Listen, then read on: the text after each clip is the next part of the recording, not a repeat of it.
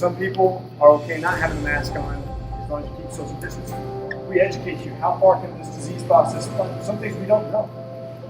Some people need to stay isolated. If you're in a nursing home, you're super vulnerable. This disease can kill you. It's like anything else can kill you. And we've seen it with pneumonia, with influenza, and all these other diseases. But we give you the education. You make your God-given rights. Parent by deciding to either be safe, somewhat safe, or not safe at all. Same way, I'm not going to say that you can't base jump. I have very good friends of mine who died base jump. And we haven't made a law that says you can't base jump. Or rock climb. We have laws that say you can't speed, but you can still be a race car driver. And there's plenty of dangerous things that we do all the time. That's an educated choice that you make. Same thing with vaccinations. Now, some people say, well, what about everybody else who's exposed to you? You're right. That's why you get the immunization, so you're protected. I believe that I, as a doctor, think immunizations are good. It decreases your chances of getting sick. It doesn't eliminate it. You still are at chance, and we don't know how well this is going to work. But it is a choice. I will never say to you, I'm not going to give you a choice. You have to get something. That's not America. And that's the same way we're saying, I'm going to make you close your business, and I'm not going to give you the choice to open it, because that's a bad choice too. It's not America. You know how to mitigate risk. You know how to hire minorities. You know how to keep the environment clean. If you give Americans the right choice, 9 times out of 10 they'll make the right choice, and if they don't, we'll clean that up. But it's over-regulation in the effort to do the right thing has been the long problem. So I'll give you a perfect example. President Trump just got rid of 2,500 pages for infrastructure improvement in America. It's going to make it cheaper without losing any cleanliness, without losing any fairness to the approval process. He's just going to make it shorter and less expensive. We need to do the same thing with medicine. We need to do the same thing with pretty much everything. Because most of the time it's government just promising you something with regulation and not accomplishing anything. But I can say, look, I did something. I'm the government. Congratulations. And this is, for example, racism. If I change Fort Bragg's name, because maybe Bragg was a racist some time ago, which all those special operations guys probably have no idea who Bragg is. I bet you even most of the generals of that base have no idea who Bragg is. I don't even know who Bragg is. Let's say I spend millions and millions of dollars changing that base's name and renaming it. Did I just get rid of racism? Or did I just make a bunch of special operations guys who go kicking doors and go here and there? All they care about is these guys and these guys. And all of a sudden I made them learn that, oh, somebody's racist to you? So did I solve a problem by spending $1 million, or did I create a problem by spending $1 million? Politicians are great at that. I'm gonna solve racism by renaming a base and spending millions of dollars instead of spending millions of dollars on investing in the community and getting the police together with people at picnics. I'm actually creating community instead of creating division and saying I did something as a politician. That's a perfect example of whenever we make a promise as government, we should really look at the long-term effects and are we really moving the needle. You don't make a trade in basketball unless you're going to make the team better. At least not if you're a good manager. And that's one of the things we're missing in politics is common sense. So that's what I'm hoping to be about, is common sense. I will reach out to people of all backgrounds. I am a Morehouse guy. I am a guy who's well-traveled. I have some experience with it. And I think that's one thing we have to be very careful with. And one thing I love about the Indian society, and I'll finish with this as far as education is education has been the key and the backbone of the Indian society. You come over here, you work hard, you educate, your children are well educated. I don't see drug overdoses, I don't see unemployment, I don't see depression and anxiety because you're outwardly focused. You understand what this life is about service, about accomplishment, about justifying your existence through your legacy. And that's something that I think the American dream is all about. And if I could do one thing in America, it'd be focused on the educational piece so that when we raise our kids, we've done a good job of teaching them not to smoke. This is the first generation. We pretty much almost destroyed smoking. But we forgot to go back and address it. Heroin, in fact, and even the relevance of hard work and economic opportunities. And so I really want to get back to that, because if we can own that amongst our children, we won't have to fight wars overseas against drug lords. We won't be the main supplier of terrorists. aren't American dollars, because we won't be supplying those people, those drug dealers, those bad people. And we'll have a greater economy in other countries that don't have to fight that issue. It will be Mexico, Venezuela, South America, Central America, Afghanistan. We can solve a lot of the world's problems just by education. Education of our children, education of our populace, and creating that American dream for everybody and making sure that they feel included. And I'll say that we should start that conversation with love. A lot of times we're very good at proving somebody wrong, but not making it about love. And if we can bring this message back to the loving idea that I want what's best for you, no matter what your background is, whatever your race is, we're going to win this relationship, and we're going to keep on reinforcing it every single day rather than every other year. And then we win this as a party. So that's always what my message is going to be. I appreciate you joining me in this fight, and I really thank you from the bottom of my heart for helping me with this country, with this district, and with this election. So thank you very much. Rich. So Dr. McCormick and I have got to know each other well over the recent times. And the fact is, I know that he's the guy that can bridge the gaps with every person. So every race, every gender, and regardless of political ideology, I know that he is the guy that can help me keep law and order here in Forsyth and Gwinnett. I also know he's the guy that can reach out and help make changes in this country that need to be made that will make America better.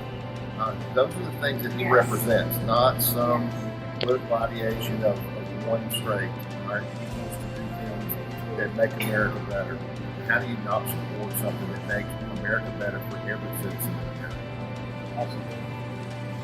And how do you support it? So as a family man, as a father, as a doctor, he espouses all the ideals that I believe, which is one, being a good father, a good husband, but also giving to the community as an emergency physician. Every day that we have, he goes in and he rescues people, he saves people's lives. But you take that and then you think about what it means to the entire country and in Georgia. He will fight for what he believes and what we believe in, and those are the ideals that we support.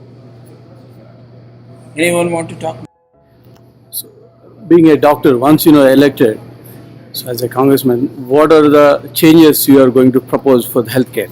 For healthcare specifically, I think we need to continue with better pricing transparency. I think we need funded HSAs that are rolling over to the next year. I think people need to be able to move their healthcare from place to place.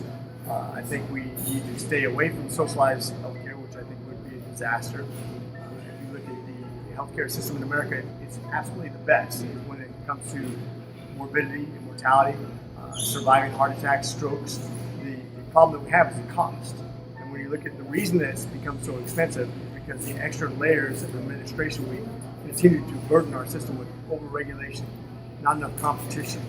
The more the Affordable Act has taken place and added those extra layers of administrative costs, the worse we've done. We need to get rid of regulation. We need to make it more competitive and with much more flexibility for people. Okay. So, Medicare fund is decreasing, day by day in the country, right? So, do you believe it is because of, the outsourcing, factories moving out, from America? So, what are you going to bring them back?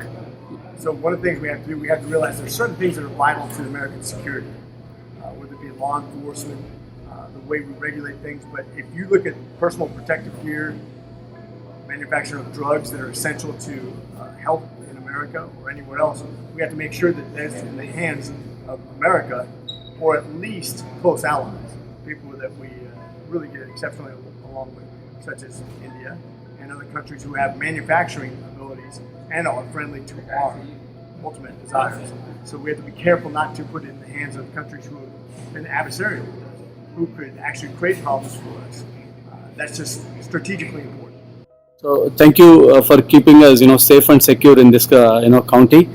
So what is your, opinion about this election, and what is your message to the community? Okay, Dr. McCormick is only the second person I have ever endorsed it since I've been sheriff, and I think we're seeing across the country right now, it's vitally important that we find a way to have law and order, that we have good law enforcement, and that we can have adult conversations about how law enforcement can get better. Dr. McCormick and I talk about that from time to time. He will help me lead into that. He will make sure that we're not creating laws that handcuff law enforcement, no pun intended, but also that we're requiring law enforcement to do the things we need to do to serve our community and make sure that we're serving as the forefront of what we're doing. So it's important to have somebody like Dr. McCormick as my congressman, as my ally and my partner in Washington to make sure that we're doing things that keep our community safe, number one, but also to help us bridge the gaps that may still exist out there so that we're serving every person with dignity and honor. When I see freedom, the liberties we've been given by the Constitution, and then of course making sure we have a very secure nation, including supporting our law enforcement, immigration policies, that we encourage robust immigration that makes sense to America, and we also incentivize people to follow the laws, whether it be through legal immigration, the way we invite people back to this country when they do the right things, so that we encourage good behavior. Matter of fact, about a year and a half ago, I probably couldn't really tell you anybody's name in politics other than the main players, because I was more of a person who believed in political theory and what matters conservatively, but really didn't get into politics much other than voting. I think now I realize that you really do have to be involved. This is why I really am very flattered by the people who have volunteered and supported my candidacy, because I understand that there's a difference, and I benefit from that. And I think really, once you realize there's a problem that you can't solve by being on the sidelines, and you have to be involved, and maybe God has prepared you for it in a certain way by giving you the right experiences and background and expertise, then you realize that it's your turn to get involved, and it requires a lot of sacrifice, financially, time-wise, your family, everything is a sacrifice, but it's worth it if you believe in the American dream. For being such a large part of the dream. We just benefit tremendously. The Indian immigrants we have here are ideal American citizens. They follow laws. They're peaceful people. They're industrious. They create jobs. They create industry. They have great education. They're inventors, and they have great children. I've never seen a population more robust as American citizens create all the good things and fulfill all the American dreams that they come here for. And never seen a population more appreciative for that also. Never coming here looking for anything other than an opportunity, which they've made great use of. And so I'm just appreciative for the participants of those great Americans. I'm going to be a politician and an elected official in this district, which is fantastic to see that representation, to be a trendsetter, and certainly what a great representative.